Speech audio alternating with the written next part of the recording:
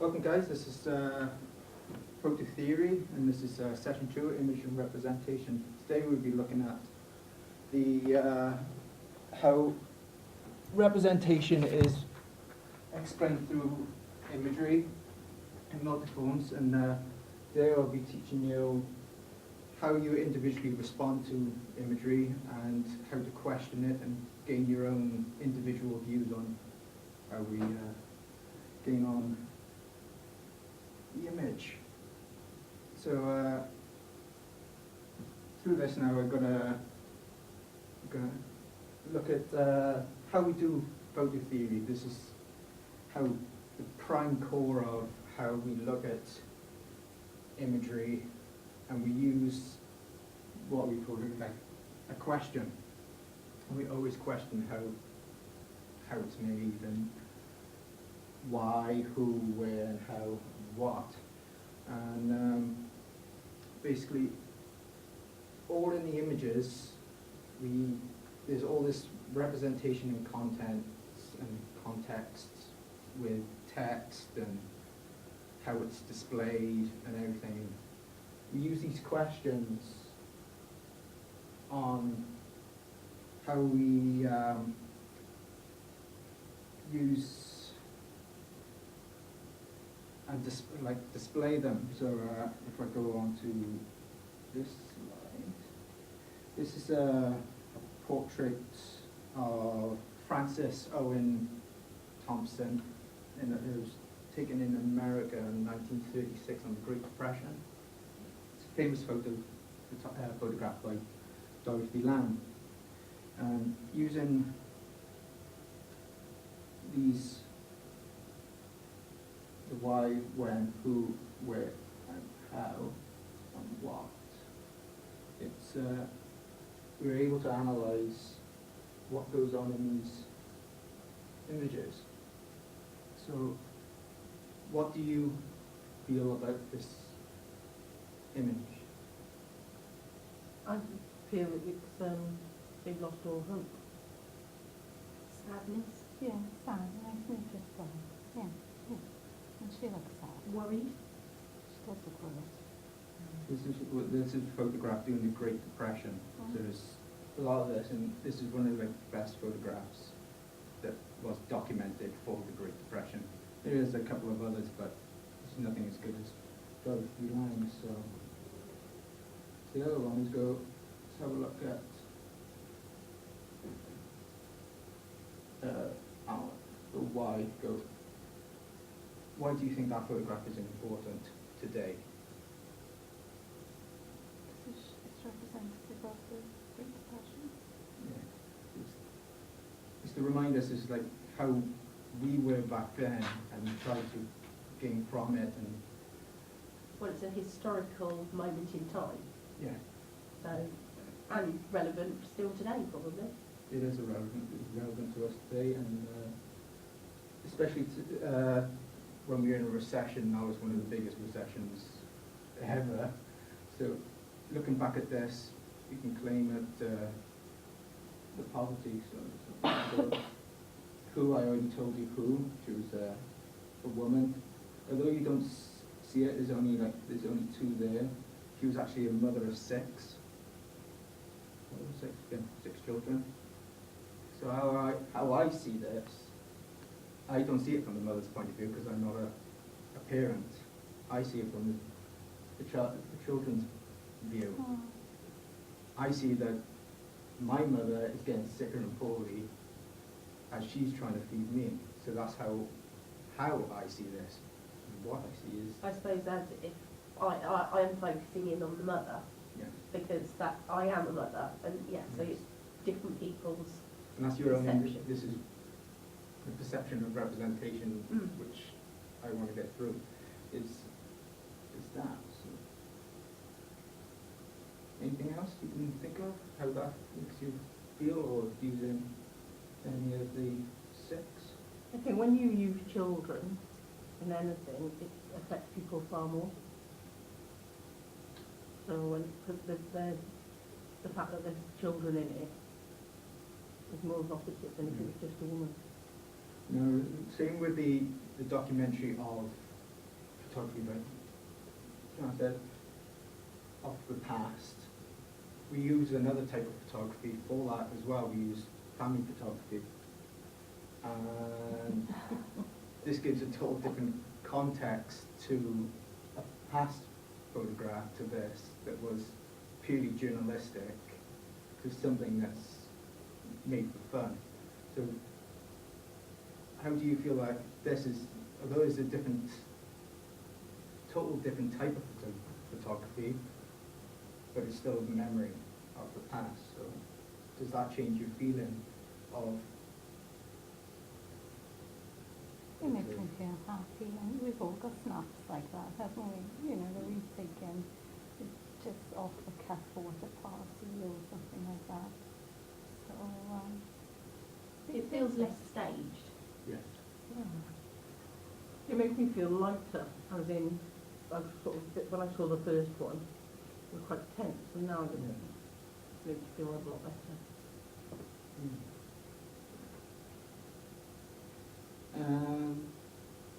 Looking at, because it's children in this one, and it's also myself in this one. If you haven't made that connection. I did wonder. That is me and my father. It's only one of my last memories I have. Well, my father's still alive, but one of those earliest memories we have together. Thanks to that photograph, it's still in existence. And that's one of the big powers of representation in photography, is how we remember things and what context it lives in. That lives in a box. That lives in a gallery in Chicago, I think it is. So it's different ways of presentation and how it's represented. That's in a box, that's in a gallery, but it's still an item of memory and historical factor. If someone wants to write a book about me and goes, I want to write a bit about David and his father, they could use that book. I'd be famous. So, what we glanced upon is the emotions and mother and father.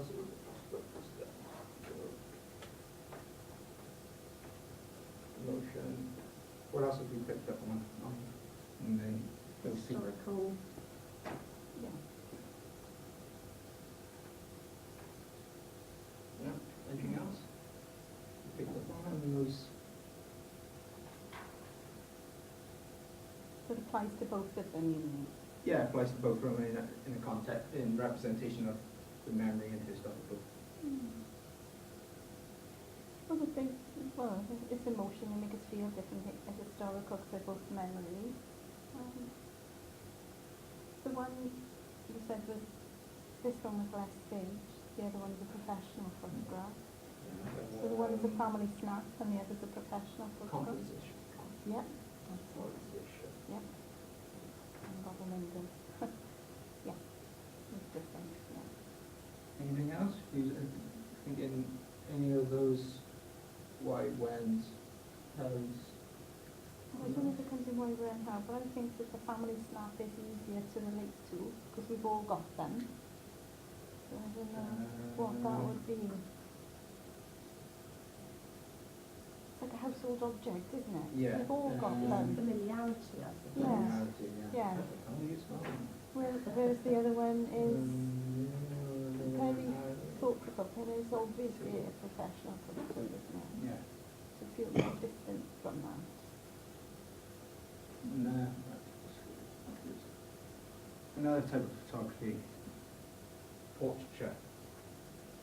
Now you're taking out all the children, all the kind of the background.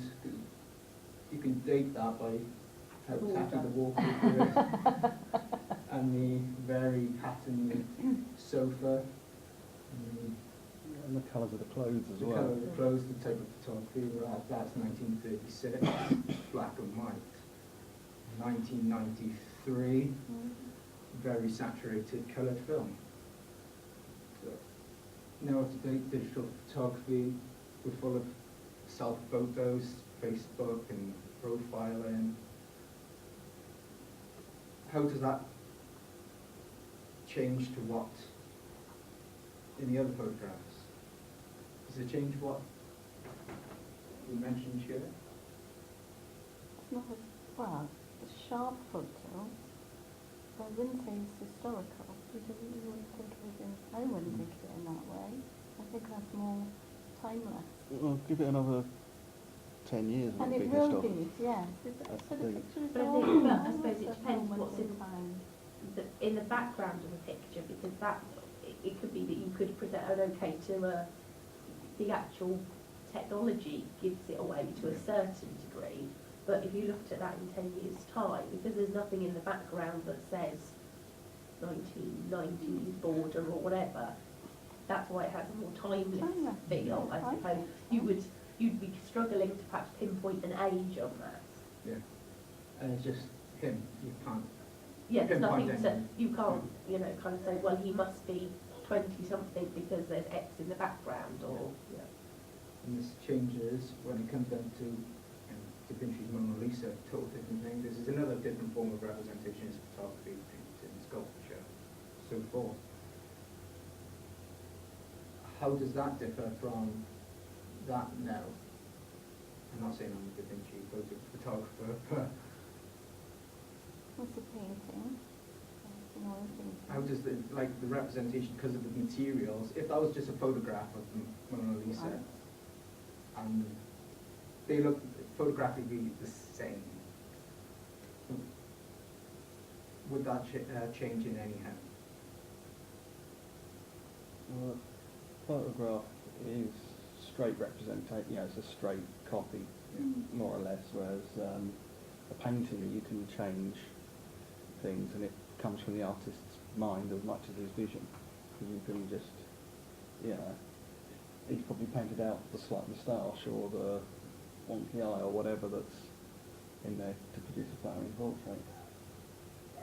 Has anyone ever had any opinions about this this painting? Like, I've seen it, go, that's beautiful, or... It's one of I those think it things- looks, I think it looks slightly creepy.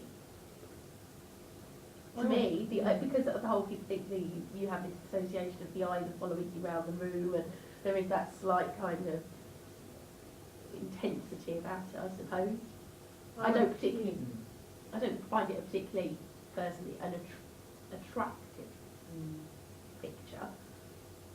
As I say, I find it slightly creepy. I went to see it and I thought it was creepy. Yeah, I've seen it. Yeah. That's the Mona Lisa, Oh, is is it? that it? The detail's more impressive than the painting. Okay. Does that, no, yeah, does that and that have any relationship to representation of the subject because of the background change? Although that was placed in later on, and that's just plain background, does that give any new representation of that person in a timeless, because that's timeless now, everybody knows the Mona Lisa, that smile, everybody knows that smile. Would everybody know my friend?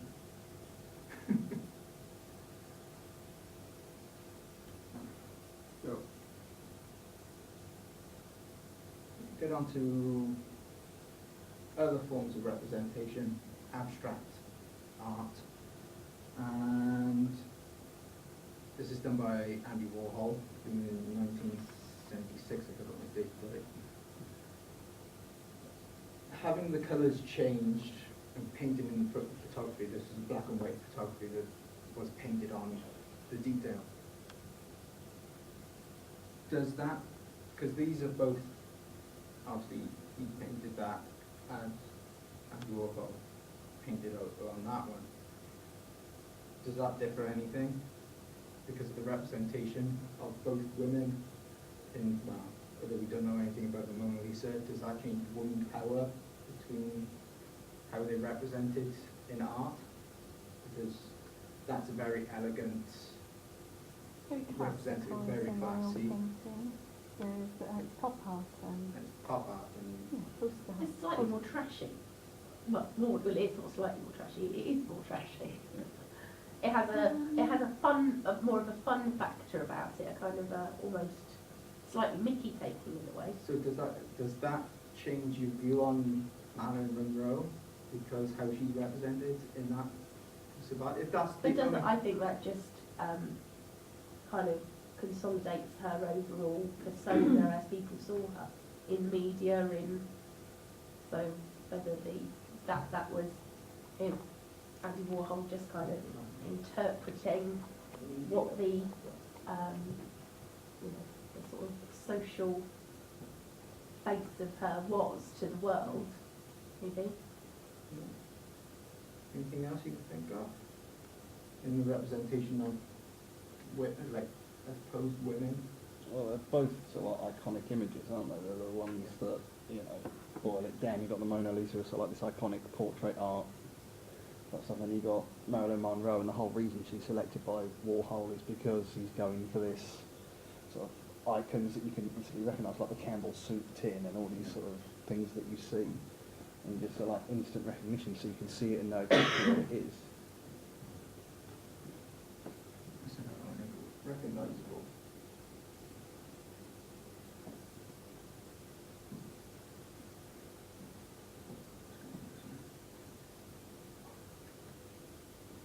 Going on to another abstract piece. Although you can't, don't know if you can see it, at the bottom it says, man at the computer desk. This is another photograph. Because of it, with text and image, that supposed to be representing that. So what do you feel? So that represents. How does that change as a portrait of a man at a computer desk? To be fair, that reminds me of my feeling when I walked to this point and I could get my IT to work. That was my brain. That's how I felt. I was like, what? No, I instantly thought the mould in his coffee cup for the man at the computer. I thought that. A microscope slide, that it's blown up. But I'm not very good with abstract, and if it is, I just feel like blocks of colour, I'm a bit better with that. I suppose it's quite nice. I couldn't say about man if it is, I don't understand how it really... No, I don't quite get the representation, but maybe that's the whole point, that everybody interprets it slightly differently. This is one of my pieces of work. I'm the man. Do tell. In photographs, we got all this like area, my skin, glasses, facial hair and all that. It's all covered in bacteria. It's all recorded. So it is bacteria then? Oh, It's all recorded in this photograph, but it's not visually seen. It's misrepresented. So, bringing forward. Oh, that might, yeah. Yeah. There you go. It's still a big file, so it's a bit slow now. Yeah, that's me at my computer desk. I recorded all that data that was on that photograph and placed it on a petri dish. So that's a representation of that photograph on a molecular level. It's like a very sciencey. Not your brain then. What's that? Not your brain then. It'd be that little bit, but then. Does that change your view on representation of now that I told you what it was about? Yes, Yes. yes, I understand now. Yes. That's one of the things about photography and art, that you either have your own opinion about it, but then when you read the synopsis about it, it changes your view, and it does change a lot of people's attitude about photography and art.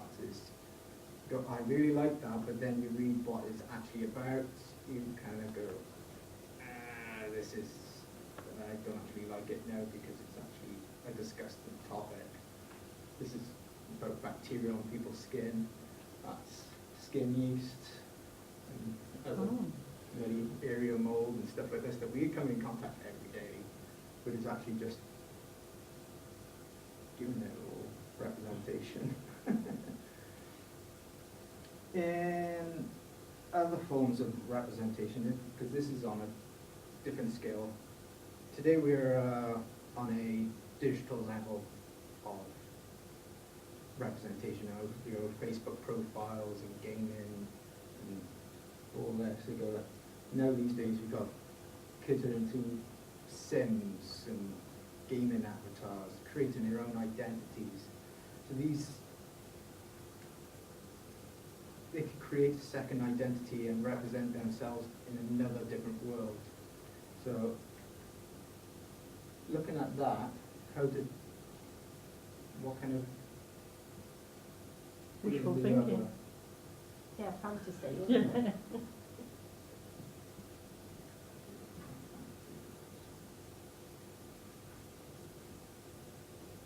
Anything else you can pick up on that one? Because how it's represented,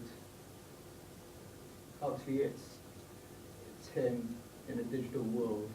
Spatially, you Yeah. can see the similarity. Well, some people you can actually create your own self as a total different person, but this person actually decided to create himself rather similarly with his ginger curly locks. What is it, purple, not too What's that? pull back hairline. Yeah. Receding hair. I did say that first, but But it's how he wants to represent himself in this ideal world. And that's how we question it, is go, why didn't he, if you have a choice, like people have a choice to go, oh, if I have a choice to change my nose, I'll go to a plastic surgeon to change it. He could easily have done that in a digital manner. You get what I mean? And we choose our clothes. So did he that day. And so did he that day. Yeah? See what I mean? This is another piece of my work. Because I do a lot of work with representation and perception. And this work is about his identity in a digital world and others. I did a mass scope of survey on that.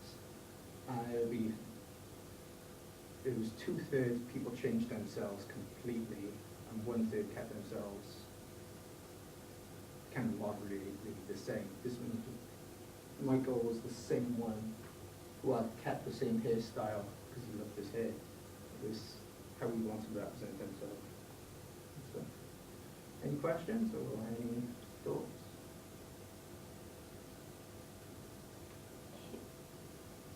he presumably, did he tell you that that's the type of image he wanted, or is that your interpretation of his interpretation? How I set this up, I didn't have any input on this. All I said, I just wanted straight on shots of him and his character.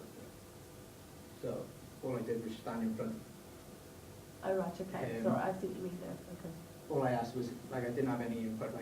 Even he's slightly got a dirty sock on the radiator. I didn't have any input on his world, nor did I have any input on his digital world. So it's purely his identity, his representation of himself. All I did was just take the photograph to represent him at his purest on both in real life and digital. So there was no input, no of myself in it. The only representation I had control of was the shutter speed and lighting, and how I wanted to make it look. That was it. Yeah. Good. So I got a worksheet for you to work on now. Is that right? Yeah. Let's have a look. So if I give you that one too. You working into individual.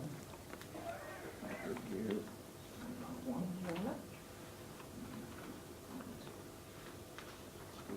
Thank you. Lovely. what I want you to do is pretty self-explanatory on top.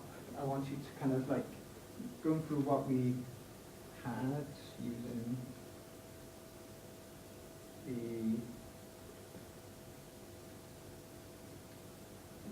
these questions, kind of come up with your own response and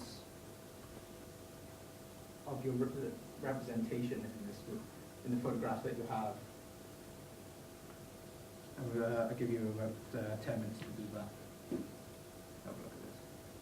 So do we write something in? Really? Do Give we, you a, have a quick look at that one. do we write something in? Yeah, right on the, So just how it makes us feel and yeah.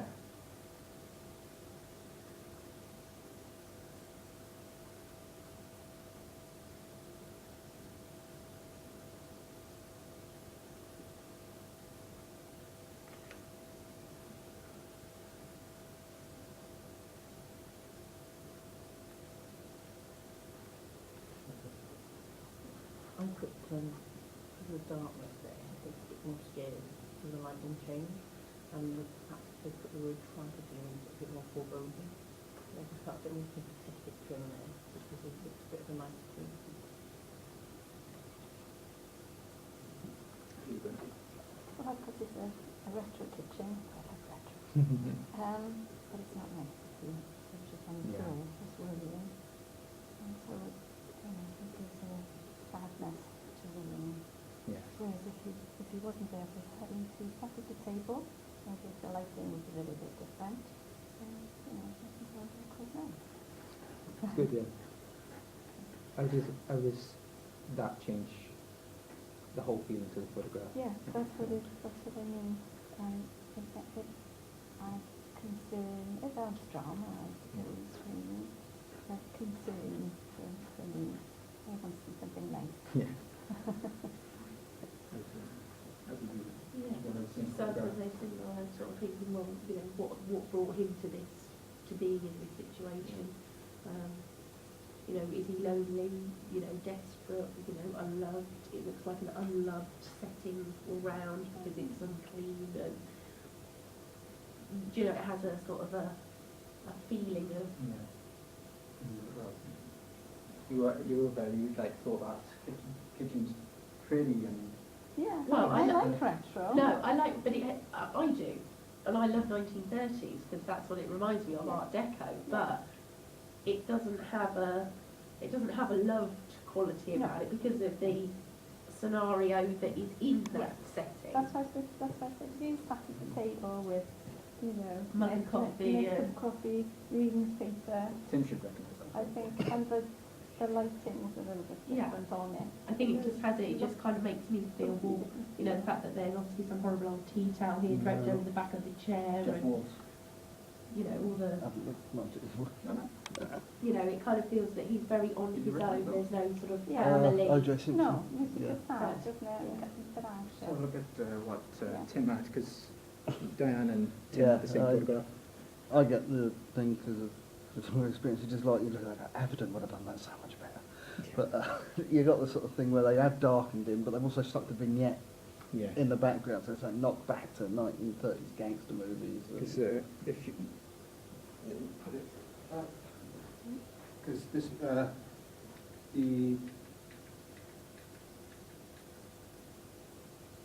catch it. That's the photo that Oh. everybody else had. This is one of the changes representation when it's in media. One of the things we picked up on was how he's represented it in the media from his, what are they called? Mugshot. Mugshots. Yeah. That's it.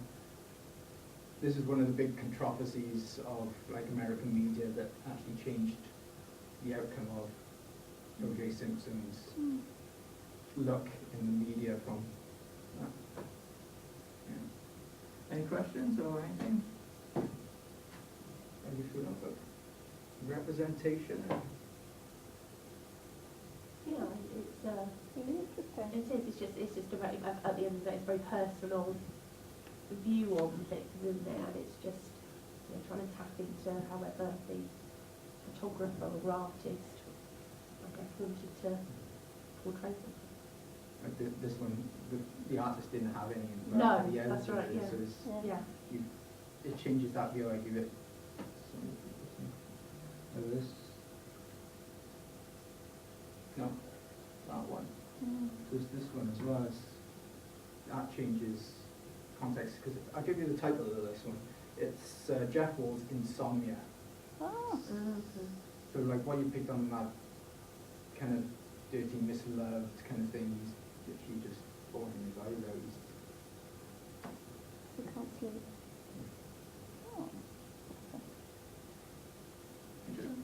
Yeah. Mm-hmm. Thank you very much. Thank you. Thank you. Yeah.